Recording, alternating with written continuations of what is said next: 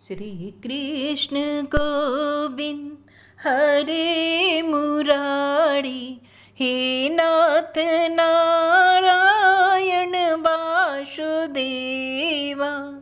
अथ पंचदशो अध्याय ऋचिक, जमदग्नि और परशुराम जी का चरित्र। श्री सुखदेव जी कहते हैं, हे परीक्षित, उर्वशु के गर्भ से पुरुरवा के 6 पुत्र हुए। आयु, श्रुतायु, सत्यायु, रय, विजय और जय। श्रुतायु का पुत्र था वशुमान, सत्यायु का श्रुतंजय, रय का एक और जय का अमित, विजय का भीम, भीम का कांचन, कांचन का होत्र और होत्र का पुत्र था जहू। ये जहू वही थे जो गंगा जी को अपनी अंजलि में लेकर पी गए थे। जहू का पुत्र था पुरु, पुरु का बालक और बलाक का अजक, अजक का कुश था, कुश के 4 पुत्र थे, कुशाम्बु, तनय, बसु और कुशनाभ। इनमें से कुशाम्बु के पुत्र गाधी हुए। परीक्षित, गाधी की कन्या का नाम था सत्यवती। ऋचिक ऋषि ने गाधी से उनकी कन्या मांगी। गाधी ने यह समझकर कि कन्या के योग्य वर नहीं है, ऋचिक से कहा, हे मुनिवर, हम लोग कुशिक वंश के हैं और हमारी कन्या मिलनी कठिन है, इसलिए आप 1000 ऐसे घोड़े लाकर मुझे शुल्क रूप में दीजिए जिनका सारा शरीर तो श्वेत हो, परंतु एक एक कान श्याम वर्ण का हो।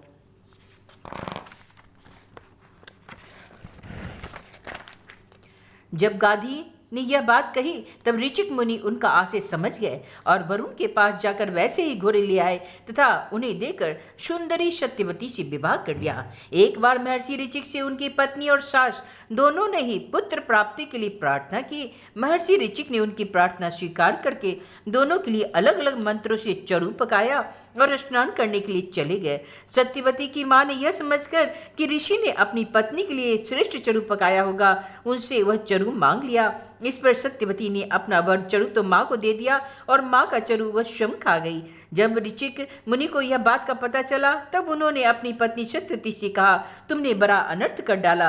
अब तुम्हारा पुत्र तो लोगों को दंड देने वाला घोर प्रकृति का होगा और तुम्हारा भाई होगा एक श्रेष्ठ ब्रह्मवेता। सत्यवती ने ऋचिक मुनि को प्रसन्न किया और प्रार्थना की कि हे स्वामी, ऐसा नहीं होना चाहिए। तब उन्होंने कहा, अच्छी बात है, पुत्र के बदले तुम्हारा पौत्र कैसा होगा। समय पर सत्यवती के गर्भ से जमदग्नि का जन्म हुआ।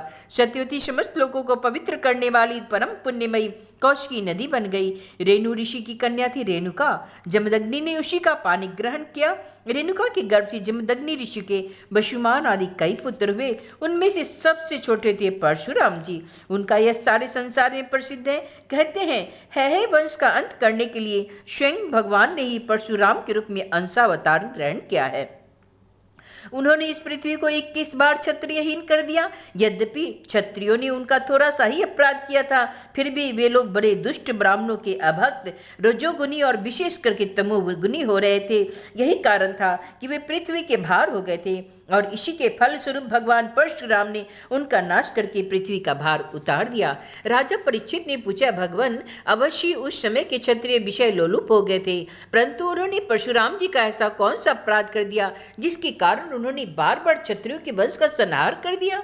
श्री सुखदेव जी कहने लगे, हे परीक्षित, उन दिनों है वंश का अधिपति था अर्जुन। वह एक श्रेष्ठ क्षत्रिय था। उसने अनेकों प्रकार की सेवा शुश्रूषा करके भगवान नारायण के अंशावतार दत्तात्रेय जी को प्रसन्न कर लिया और उनसे 1000 भुजाएं तथा कोई भी शत्रु युद्ध में पराजित न कर सके यह वरदान प्राप्त कर लिया। साथ ही इंद्रियों का अबाध बल, अतुल संपत्ति, तेजस्विता, वीरता, कीर्ति और शारीरिक बल भी उसने उनकी कृपा से प्राप्त कर लिए। वह योगेश्वर हो गया था। उसमें ऐसा ऐश्वर्य था कि वह सूक्ष्म से सूक्ष्म, अस्थूल से अस्थूल रूप धारण कर लेता था। सभी सिद्धियां उसे प्राप्त थी। वह संसार में वायु की तरह सब जगह बेरोक टोक विचरा करता। एक बार गले में बैजंती माला पहने सहस्त्रबाहु अर्जुन बहुत सी सुंदरी स्त्रियों के साथ नर्मदा नदी में जल विहार कर रहा था। उस समय मदोन्मत्त सहस्त्रबाहु ने अपनी बाहों में नदी का प्रवाह रोक लिया। 10 मुख रावण का शिविर भी यहीं कहीं आसपास में था। नदी की धारा उल्टी बहने लगी जिससे उसका शिविर डूबने लगा। रावण अपने आप को बड़ा वीर ही मानता था, इसलिए सहस्त्र अर्जुन का यह पराक्रम मुझसे सहन नहीं हुआ। जब रावण सहस्त्रबाहु अर्जुन के पास जाकर बुरा भला कहने लगा तब उसने स्त्रियों के सामने ही खेल खेल में रावण को पकड़ लिया और अपनी राजधानी माहिष्मति में ले जाकर बंदर के समान कैद कर दिया। पीछे पुलस्त्य जी के कहने से सहस्त्रबाहु ने रावण को छोड़ दिया। एक दिन सहस्त्रबाहु अर्जुन शिकार खेलने के लिए बड़े घोर जंगल में निकल गया। दैववश वह जमदग्नि मुनि के आश्रम पर जा पहुंचा। परम तपस्वी जमदग्नि मुनि के आश्रम में कामधेनु रहती थी। उसके प्रताप से उन्होंने सेना मंत्री और वाहनों के साथ हयाधिपति का खूब स्वागत सत्कार किया। वीर हयाधिपति ने देखा जमदग्नि मुनि का ऐश्वर्य तो मुझसे भी बढ़ा चढ़ा है, इसलिए उसने उनके स्वागत सत्कार को कुछ भी आदर न देकर कामधेनु को ही ले लेना चाहा। उसने अभिमानवश जमदग्नि मुनि से मांगा भी नहीं और अपने सेवकों को आज्ञा दे कि कामधेनु को छीन कर ले चलो। उनकी आज्ञा से उनके सेवक बछड़े के साथ बाबा डकारती हुई कामधेनु को बलपूर्वक महिष्मतिपुरी ले गए। जब वे सब चले गए तब परशुराम जी आश्रम पर आए और उसकी दुष्टता का वृत्तांत सुनकर चोट खाए वे सांप की तरह क्रोध से तिलमिला उठे। वे अपना भयंकर पर्चा तरकश ढाल एवं धनुष लेकर बड़े बेग से उनके पीछे दौड़े, जैसे कोई किसी ने से न दबने वाला सिंह हाथी पर टूट पड़े। सहस्त्रबाहु अर्जुन अभी अपने नगर में प्रवेश कर ही रहा था। उसने देखा परशुराम जी महाराज बड़े बेग से उनकी ओर झपटे आ रहे हैं।